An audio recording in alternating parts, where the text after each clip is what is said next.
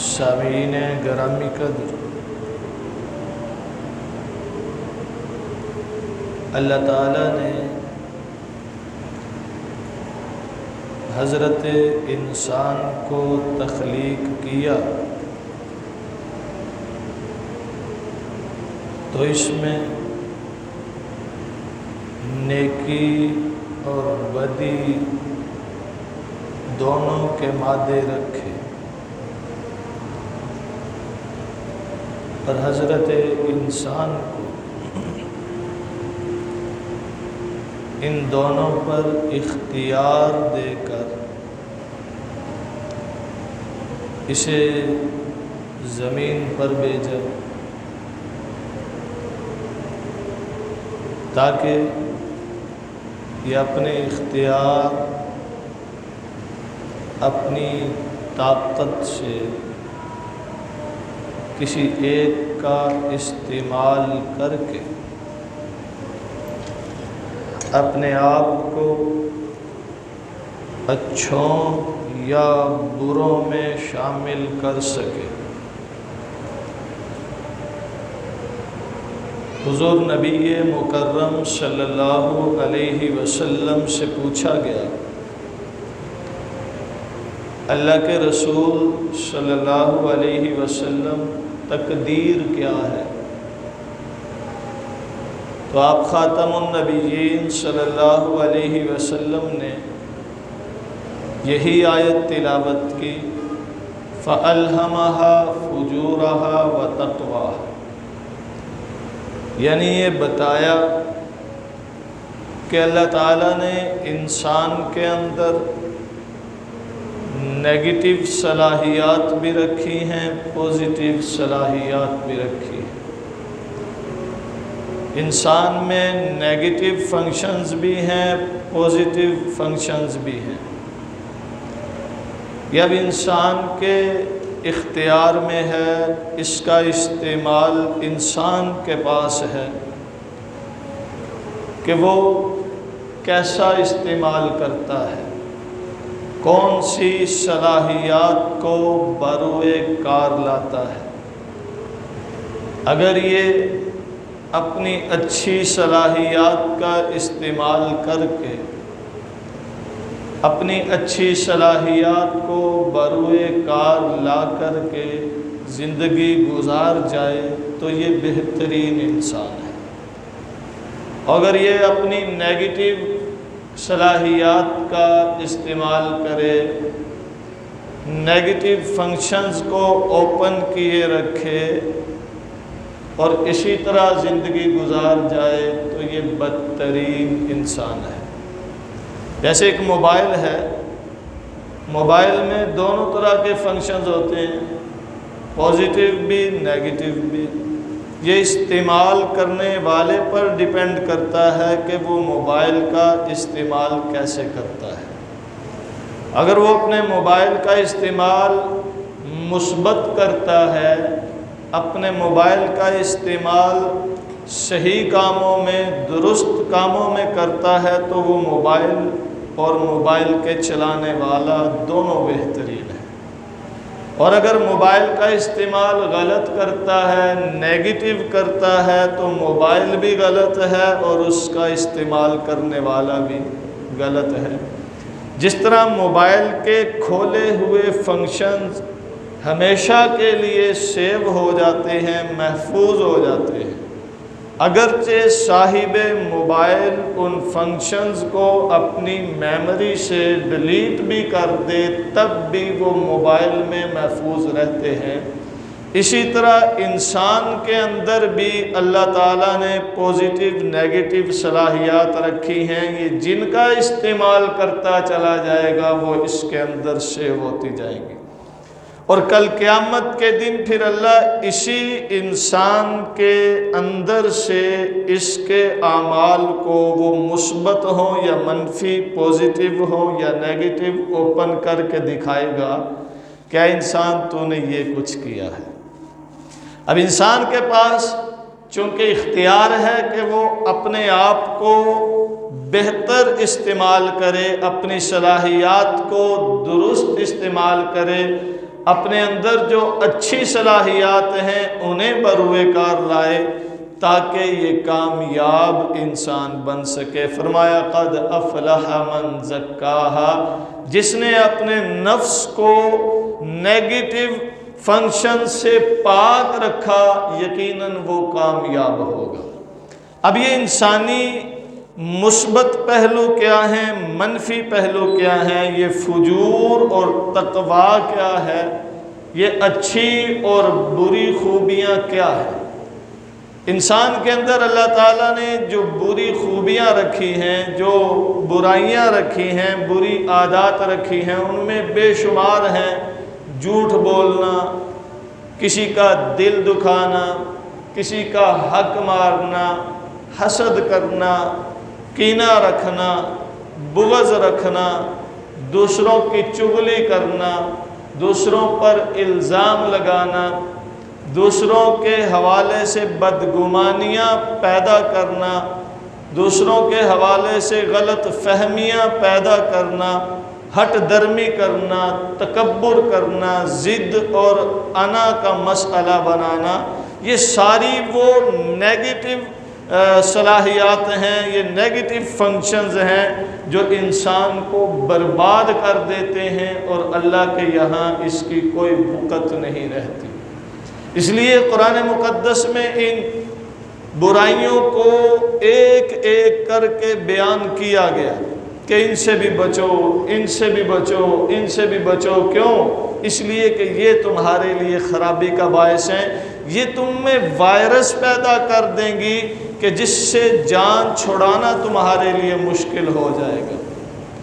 ان میں جو سب سے بری اور سب سے زیادہ خطرناک بیماری ہے اسے ہٹ درمی کہتے ہیں، کہ حق بات کو جانتے ہوئے بھی اسے تسلیم نہ کرنا، اپنی انا کا مسئلہ بنا لینا، ضد کر جانا۔ قرآن مقدس میں پہلی اقوام کے بارے میں بالخصوص بنی اسرائیل کے بارے میں یہ بیان فرمایا ہے کہ وَقَدْ كَانَ فَرِيقٌ مِّنْهُمْ يَسْمَعُونَ كَلَامَ اللَّهِ ثُمَّ يُحَرِّفُونَهُ مِن بَعْدِ مَا عَقَلُوهُ وَهُمْ يَعْلَمُونَ، کہ یہ بنی اسرائیل میں کچھ ایسے لوگ بھی ہیں جو حق بات کو جاننے کے باوجود اپنی ضد پر قائم ہیں، یہ جانتے بھی ہیں کہ یہ غلط کر رہے ہیں لیکن پھر بھی اپنی ضد سے پیچھے ہٹنے کو تیار نہیں ہیں۔ نبی مکرم صلی اللہ علیہ وسلم اور آپ کے اصحاب رضی اللہ عنہم اجمعین کو یہ بڑی خواہش ہوتی تھی کہ ہم جن کو دعوت اسلام دیتے ہیں وہ ہماری دعوت کو قبول کر لیں۔ آپ علیہ السلام جب مکہ سے مدینہ منورہ تشریف لائے تو یہاں زیادہ تر اہل کتاب تھے۔ اب اہل کتاب کو دعوت دیتے تھے اس امید پر کہ یہ سمجھدار ہیں، یہ تو جانتے ہیں، یہ اہل کتاب ہیں، مان لیں گے، لیکن انہوں نے بھی ہٹ درمی کا مظاہرہ کیا، ضد کا مظاہرہ کیا، انا کا مسئلہ بنا لیا۔ تو اللہ تعالیٰ نے فرمایا یہ ایمان لانے والے نہیں ہیں، یہ ہٹ درمی پر قائم ہیں، یہ حق جانتے ہیں۔ یہاں تک فرمایا کہ یعرفونہ کما یعرفون ابناءہم، جس طرح ایک باپ اپنے بیٹے کو پہچانتا ہے، جانتا ہے، 10 20 30 50 لڑکے کھیل رہے ہوں، باپ کو ان میں سے اپنے خون کو منتخب کرنے میں دشواری نہیں ہوتی، پتہ چل جاتا ہے وہ میرا بیٹا ہے جو ان میں کھیل رہا ہے۔ جس طرح باپ بے شمار لڑکوں میں سے اپنے بیٹے کو چن لیتا ہے، فرمایا اسی طرح اہل کتاب حضور نبی مکرم صلی اللہ علیہ وسلم سے شناسا ہیں، واقف ہیں۔ جتنے مرضی لوگ آ جائیں، نبی مکرم صلی اللہ علیہ وسلم کی نبوت اور رسالت ان پر اس قدر آشکارا ہے جس طرح باپ پر بیٹا ہوتا ہے۔ آپ کی نبوت اور رسالت سے واقف ہیں، یہ بھی جانتے ہیں آپ حق پر ہیں، یہ بھی جانتے ہیں کہ آپ کی دعوت حق ہے، یہ بھی جانتے ہیں کہ آپ نبی آخر الزماں ہیں، لیکن یہ ہٹ درمی کی وجہ سے آپ پر ایمان نہیں لاتے۔ اہل کتاب میں سے ایک صحابی ہیں جو ایمان لائے، حضرت عبداللہ بن سلام رضی اللہ تعالی عنہ۔ جب حضور صلی اللہ علیہ وسلم مدینہ میں تشریف لائے تو عبداللہ بن سلام حضور صلی اللہ علیہ وسلم سے ملاقات کے لیے آئے۔ یہ اہل کتاب کے یہودیوں کے بڑے عالم تھے، بڑا علم تھا ان کو۔ عبداللہ بن سلام حضور صلی اللہ علیہ وسلم کے پاس آئے کہ دیکھوں کیا یہ وہی نبی ہے جس کے بارے میں ہماری کتابوں میں بتایا گیا ہے۔ جب حضور نبی مکرم صلی اللہ علیہ وسلم کی زیارت کی، دیدار ہوا، ابھی کوئی بات نہیں کی، کوئی گفتگو نہیں کی، کوئی پوچھا نہیں ہے، کچھ سنا نہیں ہے، صرف دیدار کیا اور دیکھتے ہی کہنے لگے ان وجہہ لیس بوجہ کذاب، یقیناً یہ چہرہ جھوٹا نہیں ہو سکتا۔ حضور صلی اللہ علیہ وسلم کے چہرہ انور کو دیکھا تو کہنے لگے یہ چہرہ جھوٹے آدمی کا چہرہ نہیں، یہ جو کہتا ہے وہی سچ ہے۔ حضور صلی اللہ علیہ وسلم پر ایمان لے آئے۔ پھر عرض کی اللہ کے رسول، میری قوم بڑی ہٹ درم اور ضدی ہے، میں اگر ان سے کہوں گا کہ میں ایمان لے آیا ہوں تو وہ میرے مخالف ہو جائیں گے اور کہیں گے کہ تو ایسا ہے تو ویسا ہے۔ ایسا کرتے ہیں کہ میں چھپ جاتا ہوں، آپ میری قوم کے لوگوں کو بلائیں اور ان سے میرے بارے میں پوچھیں تاکہ مہر ہو جائے، تصدیق ہو جائے۔ اب عبداللہ بن سلام پردے میں چھپ گئے اور آپ کی قوم کے لوگوں کو حضور نے بلایا، پوچھا تمہارا ایک عالم ہے، تمہارا رہبر رہنما ہے عبداللہ بن سلام، وہ کیسا ہے؟ کہنے لگے ہم میں سب سے بڑا عالم ہے، سب سے بڑا صاحب تقوی ہے، بڑا نیک ہے، عبادت گزار ہے، اس کی شرافت کی ہم گواہی دیتے ہیں، کردار کی گواہی دیتے ہیں، وہ جتنی خوبیاں بیان کر سکتے تھے کرتے گئے۔ جب یہ ساری باتیں ہو گئیں، عبداللہ بن سلام سامنے آئے اور کہنے لگے اشہد اللہ الہ الا اللہ واشہد ان محمد رسول اللہ۔ حضور صلی اللہ علیہ وسلم پر ایمان کا اظہار کیا تو ساتھ ہی قوم یہود نے پینترا بدلا۔ عبداللہ بن سلام کی قوم کے لوگ کہنے لگے یہ تو جھوٹا ہے، یہ ایسا ہے، یہ ویسا ہے۔ حضور علیہ السلام عبداللہ بن سلام کی طرف دیکھ رہے ہیں اور قوم کی طرف کہ یہ کیا ہو گیا۔ عبداللہ بن سلام عرض کرنے لگے اللہ کے رسول میں نے بتایا نہیں تھا میری قوم بڑی عیار ہے، یہ پل بھر میں بدل جاتے ہیں، ان کے بدلنے میں دیر نہیں لگتی۔ تو عزیزان من، یہ وہ قوم ہے جو ہٹ درمی کا مظاہرہ کرنے والی ہے، یہ وہ قوم ہے جو ضد اور انا کی وجہ سے ہدایت سے دور ہے۔ حالانکہ یہی وہ قوم تھی کہ مدینہ میں جب ان کی مشرکین سے لڑائی ہوتی تو یہ کہا کرتے تھے آخری نبی آنے والا ہے، وہ یہی مدینہ میں آئے گا، اس کے ساتھ مل کر ہم تمہارا علاج کریں گے۔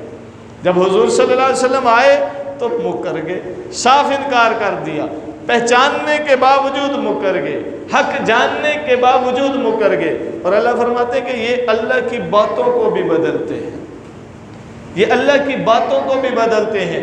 تو ان کو اگر دین کی بات سمجھائی جائے، ان کو حق کی بات سمجھائی جائے تو یہ ہٹ درمی اور ضد کی وجہ سے گناہ پر، کفر پر، منافقت پر ڈٹ جاتے ہیں اور ہدایت سے مزید دور ہوتے چلے جاتے ہیں۔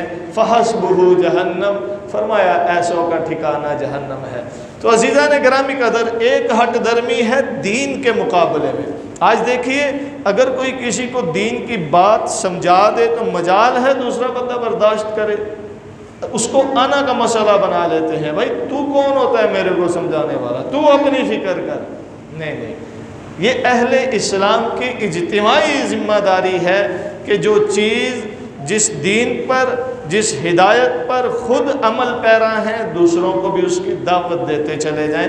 دعوت دینا یہ اسلام کا حسن ہے، یہ اسلام کی خوبی ہے۔ لیکن آج کسی کو اچھائی کی بات بتا دیں، دین کی بات بتا دیں، دین کی طرف لائیں تو وہ آپے سے باہر ہو جاتا ہے۔ یہ بھی ایک ہٹ درمی ہے، یہ بھی ایک ضد ہے جس سے بچنا لازمی ہے۔ اگر کوئی اچھی بات بتاتا ہے، برداشت کرنا اسے لازمی طور پر دین کا تقاضا ہے کہ جو اچھی بات کر رہا ہے سنیں، کہیں ایسا نہ ہو کہ کوئی ایسی بات منہ سے نکال دیں جو اللہ کو ناپسند ہو۔ فرمایا کہ پہلی اقوام کی ہلاکت کی ایک بڑی وجہ یہ بھی تھی کہ وہ گناہ میں دستے چلے جاتے تھے اور ایک دوسرے کو برائی سے روکتے نہیں تھے، اچھائی کی طرف لاتے نہیں تھے۔ جبکہ اس امت کی یہ خوبی ہے کہ یہ اچھائی کی دعوت دیتے ہیں اور برائی سے روکتے ہیں۔ تو اپنی اس خوبی کو اپنائے رکھنا، ہٹ درمی آنا اور ضد سے گریز کرنا یہ لازمی ہے۔ یہ بھی چونکہ ایک طرح کا تکبر ہے کہ مجھے دعوت دینے تو کون ہوتا ہے، مجھے سمجھانے والا تو کون ہوتا ہے، مجھے ہدایت دینے والا تو کون ہوتا ہے۔ تو یہ خصلت، یہ عادت، یہ صفت مسلمانوں کی نہیں۔ مسلمان حق کی بات، سچ کی بات سنتا ہے، ہاں اگر اس میں اختلاف ہو، اختلاف رائے رکھتا ہے اور اسے بھی سلیقے سے پیش کرتا ہے۔ تو عزیزان نعمت، عرض یہ کر رہا تھا کہ اللہ تعالیٰ نے انسان کے اندر اچھائیاں اور برائیاں دونوں رکھی ہیں اور انسان کو اس پر اختیار دیا ہے، انسان کو مالک بنایا ہے کہ تو کس کا استعمال کرتا ہے، اچھائیوں کا کرتا ہے یا برائیوں کا کرتا ہے۔ اور انسان کی جو برائیاں ہیں ان میں سے ایک ہٹ درمی ہے، دوسری کینہ، بغض اور اس طرح دوسروں کے بارے میں اپنے دل میں نفرت پالنا، یہ انسان کے اندر جو برائی ہے انتہائی خطرناک ہے، جو اس کو آہستہ آہستہ حق سے محروم کر دیتی ہے اور جہالت کی دلدل میں لے جاتی ہے۔ اور حسد جو ہے کہ دوسرے کی کامیابی پر جلنا، مثلا کسی آدمی کو اللہ تعالیٰ نے نعمتوں سے نواز رکھا ہے تو دیکھا کاش یہ اس کے پاس نہ ہو، مجھے مل جائے، یہ حسد ہے۔ حسد نیکیوں کو ایسے کھا جاتا ہے جیسے آگ لکڑی کو کھا جاتی ہے۔ حسد ایسی بیماری ہے کہ جس کے ساتھ انسان آہستہ آہستہ محروم نیکی ہو جاتا ہے، محروم توفیق ہو جاتا ہے۔ جب بھی کسی نعمت کو دیکھیں تو یہ دعا کریں، یا اللہ اس کو بھی نوازے رکھ، اور یا اللہ اس کی طرح مجھے بھی نواز دے، یا اللہ اس پر اپنی نعمتوں کا نزول، اپنی رحمتوں کا، برکتوں کا نزول جاری رکھ اور مجھے بھی اپنی نعمتوں اور برکتوں کا حقدار بنا دے۔ تو کسی کو دیکھ کر جلنا، دوسرے لفظوں میں یہ انتہائی خطرناک عمل ہے، یہ انسان کے اعمال کو ختم کر دیتا ہے۔ اور ایک برائی جس کی طرف انسان دوڑتے چلے جاتے ہیں وہ ہے جھوٹ، جسے ہم معمولی سمجھتے ہیں کہ بات کرتے ہوئے تصور بھی نہیں کرتے، خیال بھی نہیں کرتے کہ یہ بات کون سی کر رہے ہیں، کیا یہ سچی ہے یا جھوٹی ہے، کیا اس بات سے کسی کا نقصان ہو رہا ہے یا نہیں ہو رہا، کیا اس بات کی وجہ سے میں کسی کو دھوکہ دے رہا ہوں یا نہیں دے رہا۔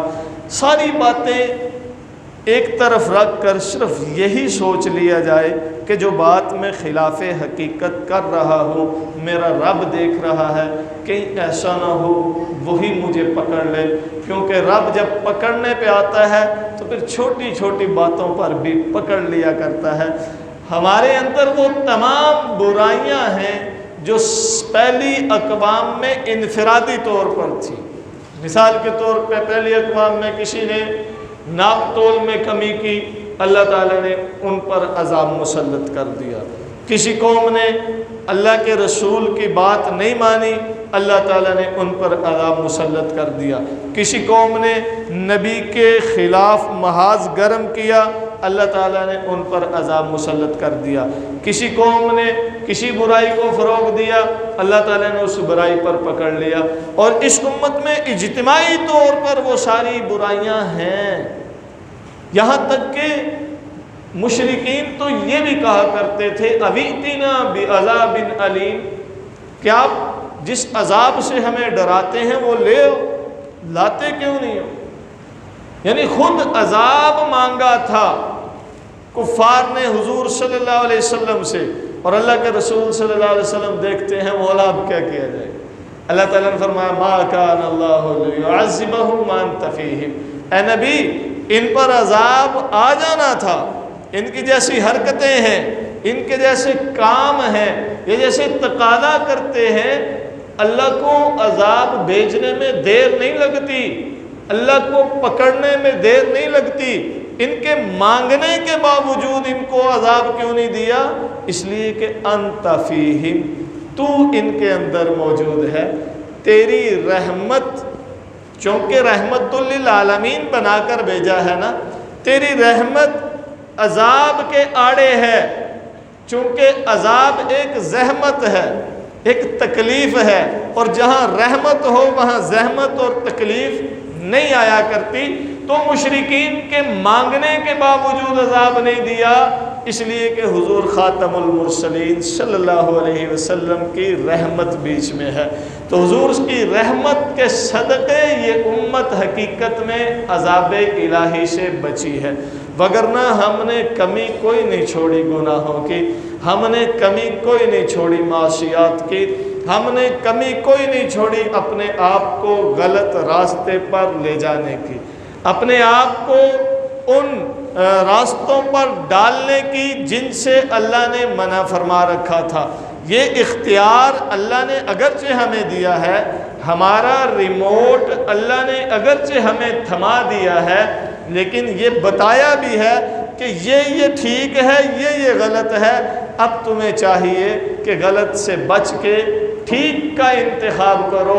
فَأَلْهَمَهَا فُجُورَهَا وَتَقْوَاهَا، تم میں دونوں فنکشنز ہیں، پوزیٹیو بھی ہیں نیگیٹو بھی ہیں، اب تمہاری ذمہ داری ہے کہ اپنے آپ کو پوزیٹیو استعمال کرو، نیگیٹو نہ کرو، برائیوں سے اپنے آپ کو بچاؤ اور نیکیوں کی طرف اپنے آپ کو لاؤ۔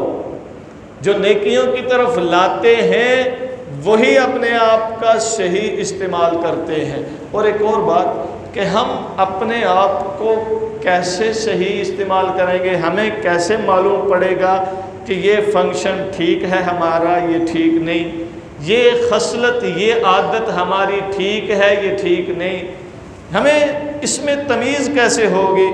ایک تو اللہ تعالیٰ نے قرآن مقدس میں واضح طور پر حق اور باطل میں فرق بیان کر دیا، پھر بھی سمجھنا مشکل ہے تو فرمایا ما آتاکم الرسول فخذوہ وما نہاکم عنہ فانتہوا، جو رسول تمہیں دے اسے لے لو، جس سے رسول روکے رک جاؤ۔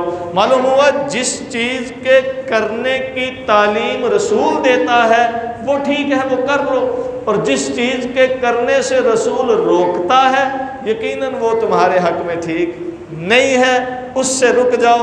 اب تمہاری ذمہ داری بنتی ہے کہ نبی علیہ السلام کی تعلیمات کو سیکھو، سمجھو اور اس کے مطابق اپنے آپ کو بہتر راستے پر ڈالو۔ حضور نبی مکرم صلی اللہ علیہ وسلم کی تعلیمات کو سیکھنے کے لیے لازمی طور پر دینی تعلیم سے شناسائی ضروری ہے۔ نبی مکرم صلی اللہ علیہ وسلم کی تعلیم کو ہی دینی تعلیم کہتے ہیں۔ ہم نے عصری علوم کے حصول کو تو لازمی جانا، ان علوم کو لازمی جانا جو یہاں وقتی کام آنے والے ہیں، لیکن ان علوم سے کلی طور پر انحراف کر لیا جو علوم ہمیں دائمی طور پر کام آنے والے ہیں، جو یہاں بھی اور وہاں بھی ہمارے تن کو اور من کو سنوارنے والے ہیں۔ دیکھیے ہم عصری تعلیم کے لیے وقت بھی خرچ کرتے ہیں، روپیہ بھی خرچ کرتے ہیں، مشقت بھی برداشت کرتے ہیں، 20-30 سال تک بچہ تعلیم حاصل کرتا ہے، 30 سال کے بعد پھر وہ اس تعلیم کا سہارا لے کر دولت کمانے نکلتا ہے اور زندگی گزر جاتی ہے، یعنی آدھی زندگی تعلیم حاصل کرنے میں اور پھر آدھی زندگی اس تعلیم کے زور پر دولت کمانے میں گزر گئی۔ رب کے لیے کیا کیا ہے؟ حقیقت میں اگر کہیں تو اپنے آپ کے لیے کیا کیا ہے؟ اپنے آپ کے لیے تو کچھ نہیں کیا۔ 30 سال تک تو پڑھتا رہا اور پھر 30 سال کے بعد اپنے بچوں کے لیے کماتا رہا، اپنے لیے کیا کیا ہے؟ اپنے لیے اگر کچھ کرنا ہے تو وہ یہی ہے، دین کی تعلیم حاصل کریں، اپنے آپ کو سنواریں، اپنے تن من دن کو سنواریں، پھر یہ دنیا کی تعلیم محض دنیا میں کام آنے والی ہے۔ انجینئر کو انجینئر ہونے کی وجہ سے اللہ تعالیٰ معاف کر دیں ایسا کوئی وعدہ نہیں ہے، وکیل کو وکیل ہونے کی وجہ سے اللہ تعالیٰ پروانہ نجات دے، ایسا کوئی وعدہ نہیں ہے۔ جج کو جج ہونے کی وجہ سے اللہ تعالیٰ جنت کے فیصلے سنائیں گے، ایسا کوئی وعدہ نہیں ہے۔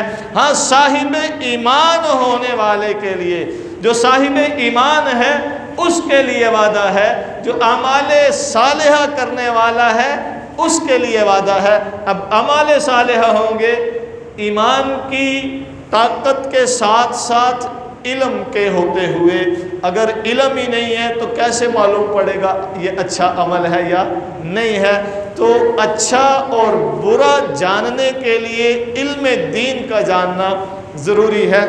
ایک صاحب ایک ادارے میں تقریر کرتے ہوئے کہتے ہیں، یہ جو اللہ کے رسول نے فرمایا ہے نا، طالب العلم فریضۃ علی کل مسلم، کہ ہر مسلمان پر علم حاصل کرنا فرض ہے، یہ اصل میں یہی علم سائنس ہے، دین کے علم کا ذکر نہیں ہے۔ ہر مسلمان پر سائنس کا علم حاصل کرنا فرض ہے۔ ہمارے اسی علاقے کے ایک سکول کے پرنسپل یہ تقریر کر رہے ہیں عوام میں، اس کے علمی مقام پر افسوس آتا ہے کہ جس آدمی کی، جس شخصیت کی، جس ذات کی بات نقل کر رہا ہے اسی کے علم کا انکار کر رہا ہے۔ حالانکہ طالب العلم فریضۃ، علم کا حاصل کرنا فرض ہے علی کل مسلم، ہر مسلمان پر۔ وہ کون سا علم فرض ہے؟ وہ علم ہے کہ جس سے انسان کو اپنے جائز اور ناجائز کا فرق معلوم ہو، اسے پتہ ہو جو میں کھانے لگا ہوں یہ حلال ہے یا حرام، اسے پتہ ہو جو میں کرنے لگا ہوں جائز ہے ناجائز، اسے پتہ ہو میرا یہ عمل جائز ہے یا ناجائز، میرا یہ فعل جائز ہے ناجائز، میرا یہ طریقہ جائز ہے ناجائز، میرا یہ کام جائز ہے ناجائز، میری یہ تجارت جائز ہے ناجائز۔ اپنے امور کے متعلق اتنا علم ہونا ہر مسلمان کے لیے فرض ہے کہ جس سے اس کا واسطہ پڑتا ہے، اسے پاکی ناپاکی کا پتہ ہو یہ فرض ہے، اسے حلال حرام کا پتہ ہو یہ فرض ہے، اسے اللہ سے دور اور قریب کرنے والے عملوں کا پتہ ہو یہ فرض ہے۔ لیکن ہم ان چیزوں سے انحراف کر کے دنیا کے پیچھے لگا رہے ہیں، اور گزشتہ کم و بیش ایک صدی سے جو نظام تعلیم ہمیں دیا گیا، اس نظام تعلیم کے بلبوتے پر ہم نے کون سا معرکہ مارا ہے؟ نہ خدا ہی رہا نہ وصال صنم، نہ ادھر کے رہے نہ ادھر کے رہے، نہ خدا ہی ملا نہ وصال صنم۔ ہم دنیا بھی نہیں کما سکے، دنیا میں بھی نام نہیں کر سکے، اور خدا سے بھی دور ہو گئے۔ تو عزیزان گرامی قدر، اللہ کے رسول صلی اللہ علیہ وسلم نے فرمایا العلم علمان، علم الادیان و علم الابدان۔ علم دو ہے، ایک دین کا علم، ایک بدن کا علم، دوسرے لفظوں میں ایک سائنس کا علم اور ایک مذہب کا علم۔ دونوں علوم حقیقت ہیں، دونوں حاصل کرنے چاہیے۔ میں یہ نہیں کہتا کہ سائنسی علوم سے کلی طور پر انحراف ہو، میں یہ نہیں کہتا کہ سائنسی علوم سیکھے ہی نہ جائیں۔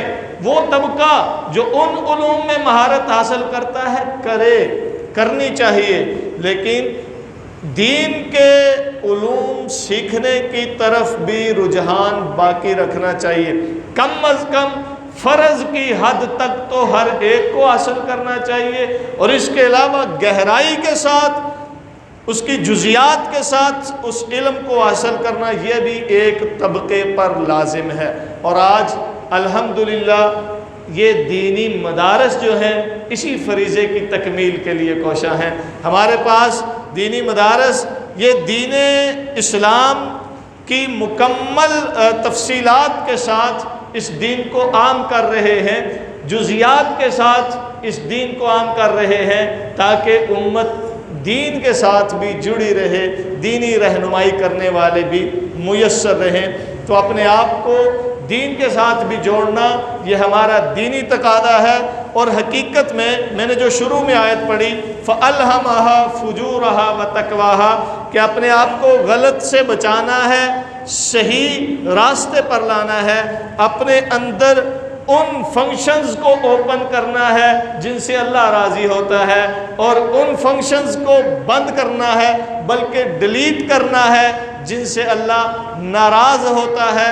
اس کے لیے لازمی طور پر ہمیں علم دین ہونا چاہیے، یا کم از کم علماء کی صحبت میں بیٹھ کر کچھ نہ کچھ سیکھتے رہنا چاہیے۔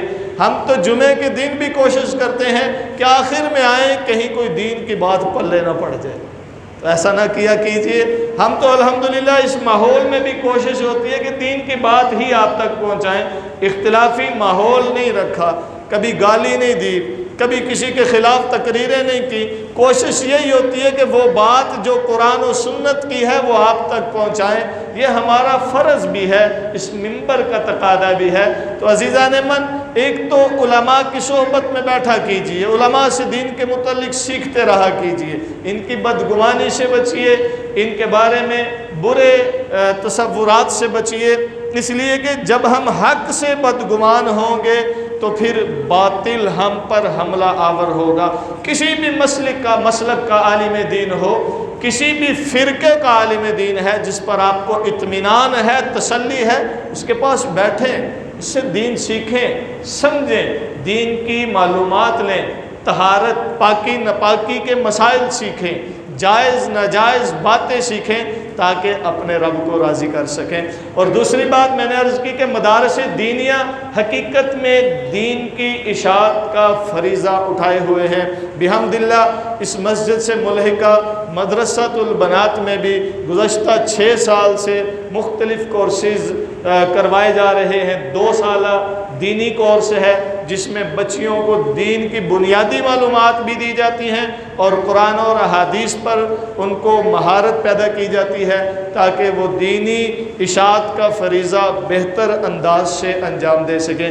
اس کے ساتھ ایک 6 سالہ درس نظامی کورس ہوتا ہے، وہ بھی جاری ہے، اور گزشتہ 3 سال سے حفظ کی کلاس بھی بچیوں کے لیے الحمدللہ چل رہی ہے، جس میں اب تک 3-4 بچیاں قرآن کی حافظہ ہو چکی ہیں اور بہترین حافظہ ہو چکی ہیں الحمدللہ، اور باقی بچیاں کر رہی ہیں۔ کئی بچیوں کا تقریباً 2 پارے 4 پارے 5 پارے رہ گئے ہیں۔ تو یہ تسلسل کے ساتھ چلتا آ رہا ہے، حدیث کے اسباق بھی ہیں، قرآن کی تفسیر بھی ہے، قرآن کا حفظ بھی ہے، ناظرہ بھی ہے۔ تو اپنی بیٹیوں کو، بہنوں کو تعلیم دیں کہ وہ کم از کم 2 سالہ جو دین کا کورس ہے وہ ضرور سیکھیں۔ ایک بیٹی کے سیکھنے سے پورے گھر میں دینی ماحول پیدا ہو سکتا ہے۔ آپ کو مسائل پوچھنے کے لیے پھر باہر نہیں جانا پڑتا، اپنے گھر میں ہی مسائل میں رہنمائی کرنے والی موجود ہوتی ہیں، اور پھر صرف وہ بیٹی ہی نہیں بلکہ اس کی نسلوں کو دینی رہنمائی آسانی سے میسر آتی ہے۔ تو اپنے گھروں میں دینی ماحول بنائیے۔ اس کے علاوہ میں کئی دفعہ عرض کر چکا ہوں کہ خواتین کے لیے بھی یہاں رہنمائی کی جاتی ہے، انہیں قرآن پڑھایا جاتا ہے، دین سکھایا جاتا ہے۔ جو گھروں میں رہنے والی خواتین ہیں کام کاج سے فارغ ہو جائیں تو 10 سے 11 بجے کے درمیان 1 گھنٹہ خواتین کو دین کی تعلیم دی جاتی ہے۔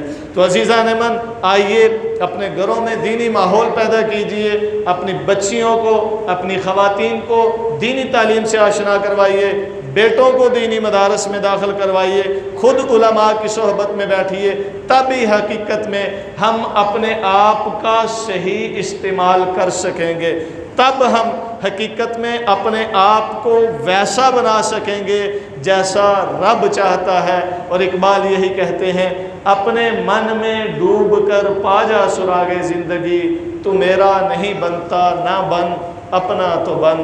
وآخر دعوانا ان الحمدللہ رب العالمین۔